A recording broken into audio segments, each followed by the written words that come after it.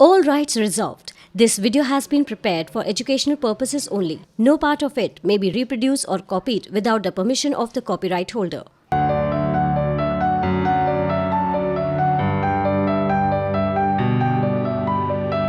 How that particular lasers which we normally see it can be used in our daily lives. Can we use the lasers in our daily lives? Surely we are going to discuss it.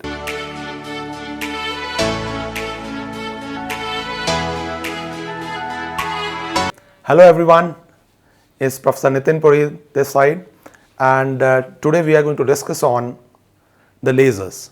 If you want to go more in detail about it, you can see the name of the book which is coming at the lower side of the screen, where you can go through with that book and can have detailed discussion of those topics which we are covering in the class.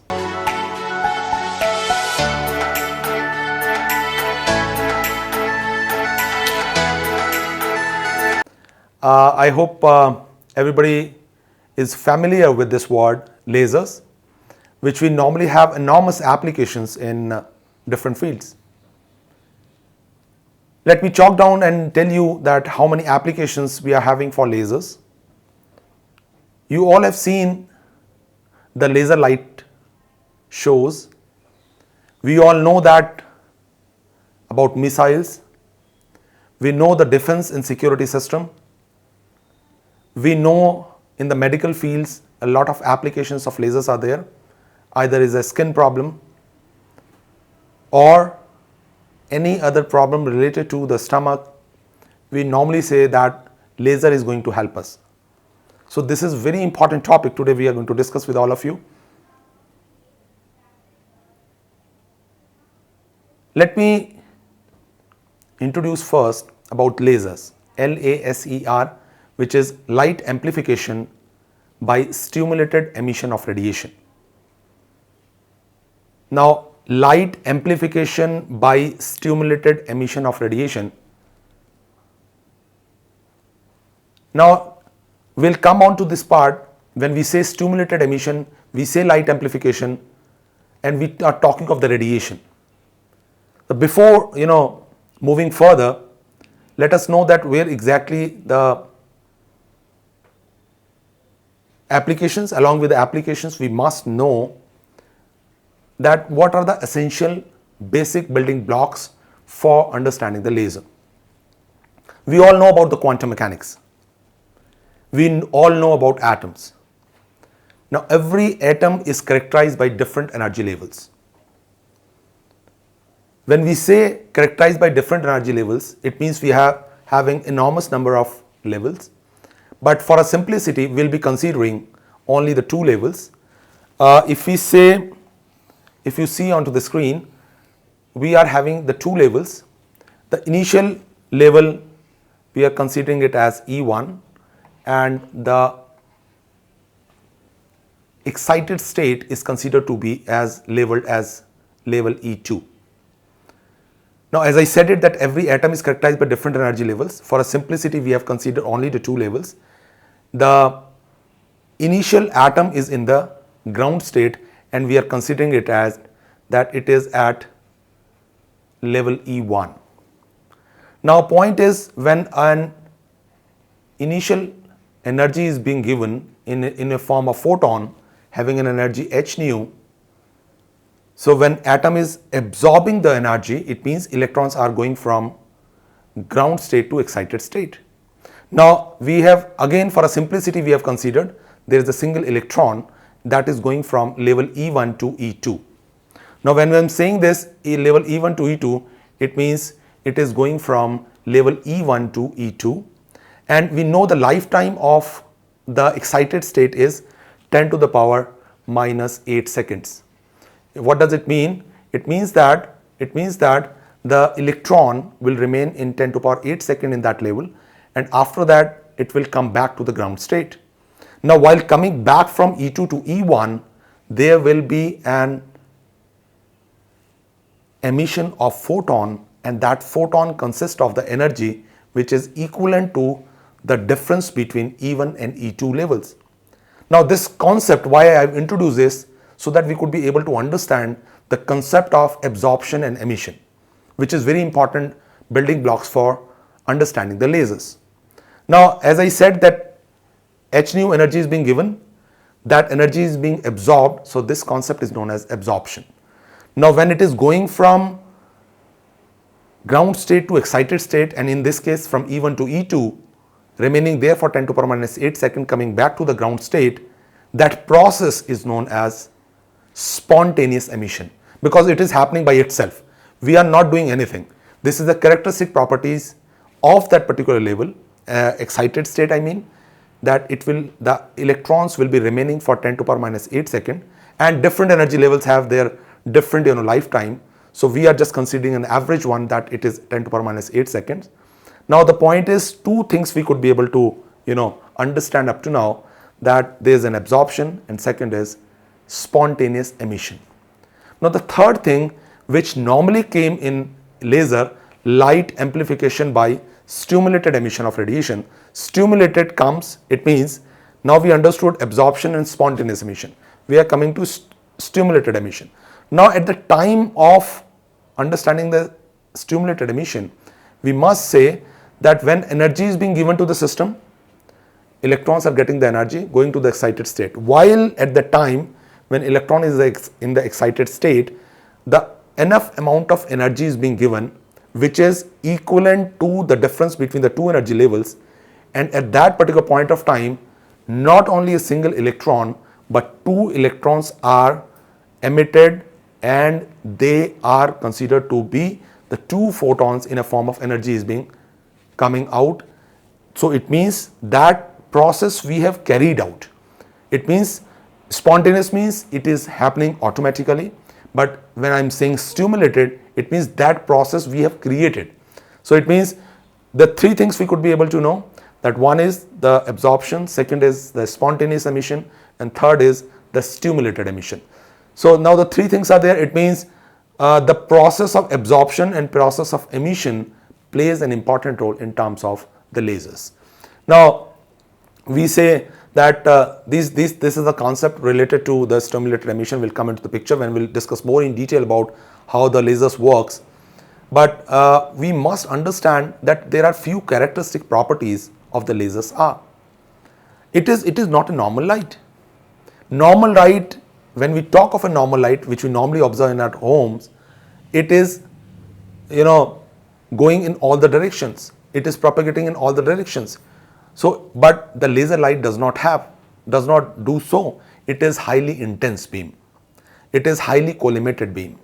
It has a high directionality. It is monochromatic. So these are the characteristic properties of a laser light. Now when we say that it consists of these characteristics, and I hope that everybody knows about the when we say the coherent light is coherent, and we say when it's a highly directional beam, and we always talk about it that whenever we have to missile system, as I talked about it, one of the applications is the missiles.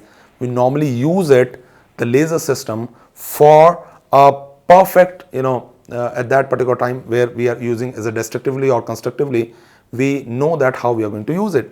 But these are the important characteristics of the lasers. So what are the characteristics? I said it is highly directional beam, it's a monochromatic, it is coherent, and it is highly intense. So these are the few characteristic properties. We'll go in detail about it. Now let me talk of the few important points for understanding the lasing action. What exactly the laser actions works, how does it work? We'll understand in detail about it. Why I'm saying so, because in normal case all the atoms are in the ground state. This is a normal tendency. So it means all the atoms, all the electrons are in the level E1. Now the possibility is there that there are no electrons or atoms in the excited state. So this is normal procedure, or normal atoms are like this.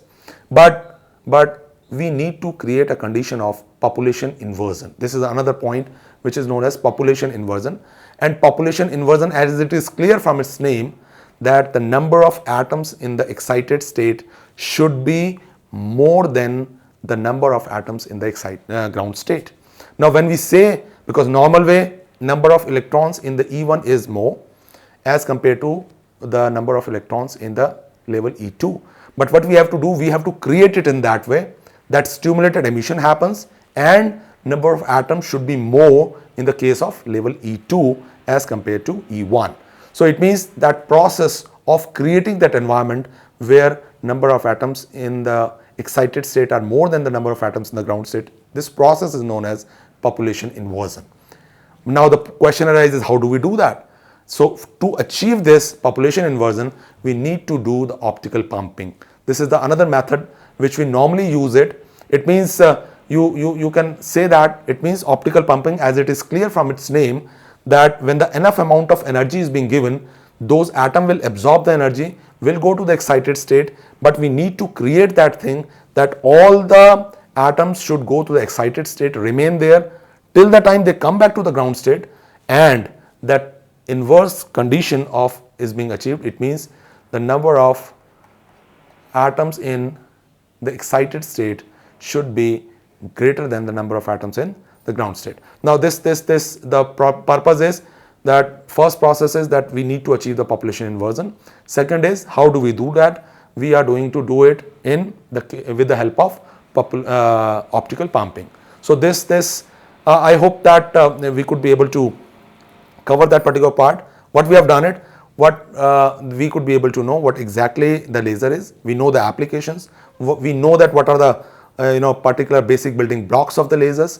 We could be able to know that how we are going to achieve it. But let me ask the questions to all of you, which we'll discuss after the break, that how that particular lasers which we normally see it can be used in our daily lives. Can we use the lasers in our daily lives? Surely we are going to discuss it in the next session after the break. I'll ask this question from all of you.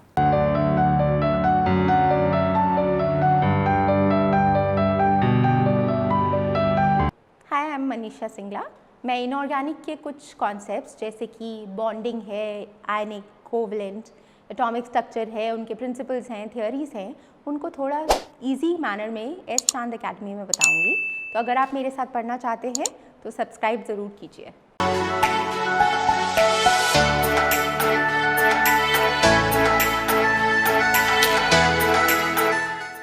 Okay, welcome back in S. Chand's Academy. Before the break, I've asked a question to all of you that what are the practical applications which we had discussed, and one more applications I could be able to know from all of you.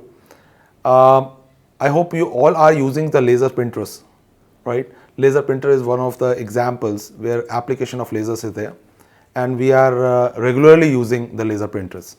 Right, so this is so I hope that you could be able to know another answer of the application of the lasers. So what we have covered up to now, that we could be able to know the important characteristic properties of the lasers. We could be able to know the simple basic concept of absorption and emission before in the previous session. But now we are going to cover that how does it work? What are the different type of lasers? Because you all have seen that we normally use the lasers used as a pointers also while giving a presentations. So those type of lasers are semiconductor lasers. Now before coming to the semiconductor lasers, or before going to the ruby lasers or helium neon lasers, or we must say that gaseous lasers are there. So it means when we need to understand how does it work, what is the construction of those lasers, we must understand that what is the principal mechanism involved in the laser. Now when I say that how does the laser work, there are the three important concepts of the lasing action. Now what are the three important points we must understand? Two I have covered initially when we talked of the population inversion, and second I talked of the optical pumping. Now these two things are important, but one more important point for the lasing action is there, that is called the resonant cavity. Now we must understand what exactly these three together plays an important role in terms of the lasing action. As I talked about it, that atoms are characterized by different energy levels. We discussed the two energy level system, but what we talked about it, that the normal excited state having a lifetime of 10 to the power minus 8 seconds. But when I talked of the population inversion means, as we talked earlier, that the number of atoms in the excited state should be more than the number of atoms in the ground state. How do we achieve it? We can achieve it that if energy level is having the lifetime greater than the lifetime of normal excited state. It means this is again a characteristic property of the material. It means when I am saying this, as you can see that I have made 3-level diagram. 3-level means I have used 3 levels, E1, E2 and E3. As you can see here, this is E1, this is E1, this is E2, this is E3. Now, this is the characteristic property of the material that it consists of 3 states. Now, here E2 is representing the metastable state, which is also an excited state, but its lifetime is more than the lifetime of a normal excited state. What does it mean? It means if in a normal excited state, atom can remain for 10 to power minus 8 seconds, in metastable state, it can remain for 10 to power minus 6 seconds. What does it mean? It means the time is 100 times greater than the normal lifetime. It means the process when we are talking of absorption and emission, either it's an spontaneous emission or stimulated emission, the number of atoms in the metastable state will remain for a longer time in comparison to the normal excited state, which is here in the figure is represented as E2 and E3. So E2 is called an metastable state, E3 is called normal excited state. So now as you can see, as I talk the 3 important mechanisms, one is the pumping, second is the working substance, and third is the resonant cavity. So what are going to relate all these things? Just see the figure. If the energy is being given, enough amount of energy is being given, that photon is going from E1 to E3. As you can see here on the figure, I have mentioned h nu 13. It means we have given this much amount of energy that the atoms can go from E1 to E3, because this much amount of energy is being given, which is the difference of E3 minus E1. So what is going to happen, that atom will go from E1 to E3, right? And then it will come back, it may come back directly from E3 to E1, or there is a probability that it can come first E3 to E2, which I had mentioned as h nu 23 in the figure, as you can see, and as you can see, this is h nu 3. As you can see, I'm circling it down over here, and then this is h nu 12, means the atoms are coming from E2 to E1 and emitting the photons depending on the difference of E1 and E2. Now you see what is happening. Just try to understand it. When energy is being given, they are going from E1 to E3, right? They can come back from E3 to E2 or directly E3 to E1. This is the probability of happening of that particular event. But possibility of why we are discussing all these things, because we want to achieve the condition of population inversion. What is going to happen at that population inversion? That, as I talked of, that the number of atoms in the excited state should be greater than the number of atoms in the ground state.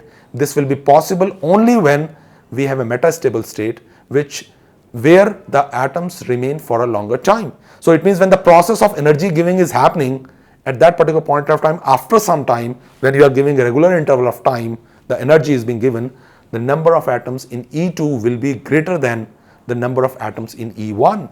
You see, so it means we have achieved that condition of population inversion, which is a minimum requirement for lasing action to happen. I hope it is clear to each and every one of you, but as we'll move further and we'll see different type of lasers, we'll try to have more in detail about it. So as I said, one thing I've said, there is a working substance is required. What does it mean? It means we are going to use that material which consists of metastable states. It means this is a first requirement for any lasing action to happen. Second is, as I said, there is a resonant cavity. Now what does it mean when we say the resonant cavity? Resonant cavity means we need to produce the laser beam, right? And for the laser beam, we just want that light should reflect in 2 regions, right? And when I say 2 regions, it means suppose these are the 2 planes where we are saying one is a reflecting plane, completely reflecting plane, and one is half reflecting plane, right? And when light is inside these 2 plates, what is going to happen? when it is going to reflect between the two, right? When it is reflecting between the two, it means after some reflection, because it is partially silvered and it is completely silvered, some light will come out of it, and that light will not be a normal light. That will be very intense beam which is coming out of it. You see, it means that type of resonant cavity, it means there is a cylindrical tube we need it, and there are two areas where we are going to cover it with completely reflecting one, and one is half reflecting, one is fully reflecting. And when light is incident on it, at that particular time light is having multiple reflections, and where the partial silvered plate is there, light will be coming in a form of very intense light will be coming from that region. So that part is solved by the resonant cavity. So these are the two parts. One is the working substance. So it means working substance means it is having a metastable state. Second is the resonant cavity. It means we must have that cylindrical tube where the multiple reflections will be there, and we could be able to have an intense beam. And third part is called, how do we are doing it, is with the help of the optical pumping. Or pumping means, as I talked about it at that time also, that we have to give the energy, because when all the things are happening, at that particular point of time, we need to give the energy, and that is being done with the help of the pumping. So now if I summarize it in a minute, I can say that there are 3 points involved in the process: working substance, resonant cavity, and pumping. So for any laser reaction to happen, if these 3 conditions are satisfied, surely we are going to have the lasers. Now you can ask so many questions, sir, that how many lasers we know. As I talked earlier, we have ruby lasers. I'll ask the question how many lasers I have talked about right now. Ruby laser I have talked about semiconductor laser, I have talked about any type of helium neon laser which we normally use it in experimental lab. So regarding the lasers, different type of lasers, we are going to cover it in the next class. If you want to go more in detail about the topics, I can recommend the textbook of engineering physics by Professor Avdhanulu, which is coming onto the screen, and you can go in detail about these subjects with this book. If you like the video, you can subscribe and share it with your friends so that they will be able to know better about lasers, and it will give me a good feedback also. I hope so. Thank you.